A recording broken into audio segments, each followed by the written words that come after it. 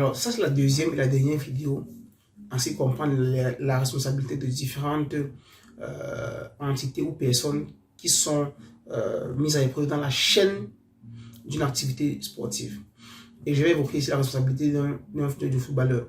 Disons que dans le football, qui est un sport à contact, qui est un sport à violence éventuelle, les interventions potentiellement dommageables sont interdites. Mais la compétition sportive, les actions en mouvement rendent difficile de définir les limites du risque accepté et consenti par les footballeurs. Ça, c'est d'entrée de jeu. En outre, le cas de la faute intentionnelle, il n'est pas permis d'adopter un comportement d'une telle dureté qu'il rende prévisible le danger grave d'une blessure pour l'adversaire, exposant ainsi ce dernier, l'adversaire, à un risque supérieur à celui qui est accepté par le participant. Donc, le risque acceptable varie selon qu'il s'agit d'une compétition entre professionnels, entre amateurs, d'un entraînement ou d'un match amical, jusqu'à devoir devenir minimal en cas de compétition entre mineurs. Évoquons le risque, évoquons la responsabilité du pilote. Disons que ceux qui font les courses, les coureurs, ceux qui font les courses sont tenus de respecter le règlement de course et les règles de prudence et d'expertise requises pour la sécurité et l'intégrité des tiers, des spectateurs et des adversaires. Du coup, leur comportement doit être évalué en fonction des caractéristiques typiques et des besoins spécifiques de la compétition. Pour cela, une éventuelle responsabilité ne doit pas être établie selon les critères de diligence moyenne, mais selon les paramètres de culpabilité adaptés à la situation particulière où l'habilité frôle l'imprudence. Dans les courses, disons que dans les courses de circuit fermé, seule la finalité sportive et les règlements de course sont pertinents. Les règles de circulation routière ne s'appliquent pas. Cependant, les critères fondamentaux de prudence pour protéger l'intégrité individuelle doivent être respectés. Ça, c'est très important.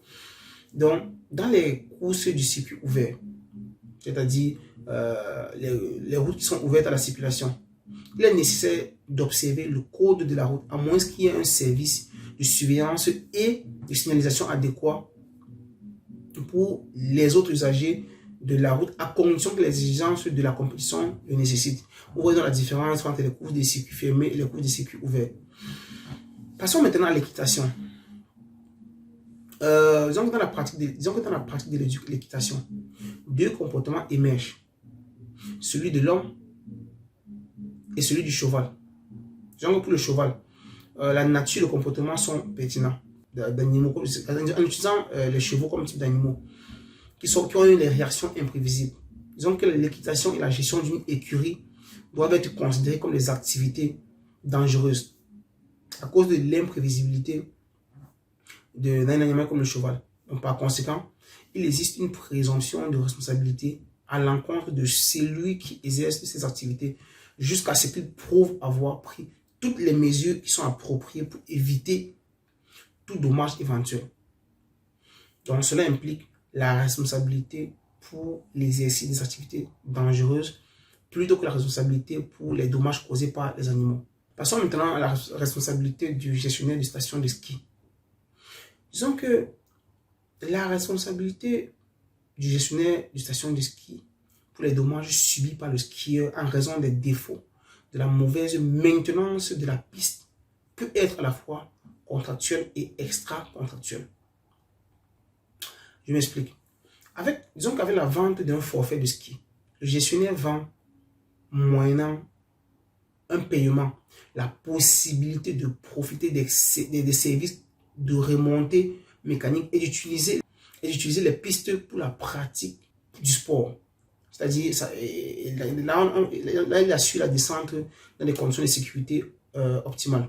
Donc, le gestionnaire pour cela a l'obligation d'assurer les secours et le transport des blessés, d'assurer la maintenance ordinaire et extraordinaire des zones skiables, de signaler les mauvaises conditions de la piste, de supprimer les dangers ou fermer les pistes, de souscrire à une assurance de responsabilité civile pour les dommages causés par les utilisateurs. Donc, il est responsable en tant que gardien des pistes de ski. Il n'est pas responsable des dommages qui résultent du comportement négligent du skieur. Ça, il faut le préciser. Évoquons maintenant les normes de comportement des utilisateurs des zones skiables. Les enfants de moins de 14 ans doivent porter un casque protecteur. La vitesse doit être adaptée aux conditions environnementales et ne doit pas créer du danger. Le skieur en amont doit éviter les collisions avec celui qui est en aval.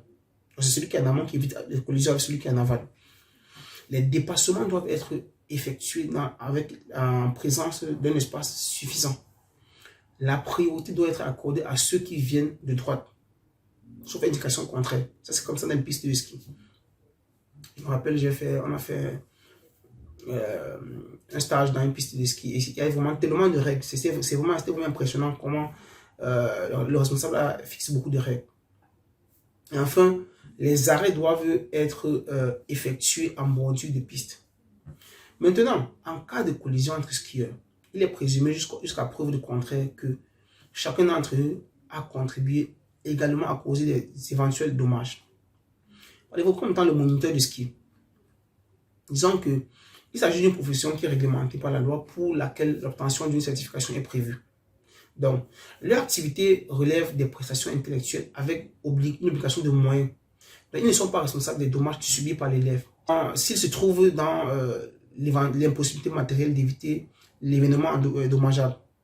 Cependant, ils sont responsables des dommages causés par les mineurs qui leur sont confiés. C'est ce qu'on appelle la responsabilité des parents, des tuteurs, des précepteurs et des maîtres d'art. Et pourquoi maintenant, pour finir la vidéo, parlons maintenant de la chasse. Disons que toute personne causant des dommages à autrui dans l'exercice d'une activité dangereuse par sa nature ou par la nature des moyens utilisés est tenue de réparer les dommages à moins de prouver qu'elle a pris toutes les mesures appropriées pour éviter le dommage. Donc la chasse est une activité dangereuse car disons que la chasse implique l'utilisation d'armes à feu, c'est-à-dire des moyens destinés à l'attaque et en tant que tel dangereux pour la sécurité publique. Donc, la règle établit une présomption de responsabilité à l'encontre de celui ou celle qui exerce une activité dangereuse. La présomption ne peut être renversée que par la preuve rigoureuse consistant à démontrer avoir pris toutes les mesures appropriées pour éviter le dommage. Celui qui chasse cause des dommages à autrui dans l'exercice de la chasse est tenu à réparer le dommage s'il ne prouve pas avoir pris toutes les mesures appropriées pour éviter ce dommage.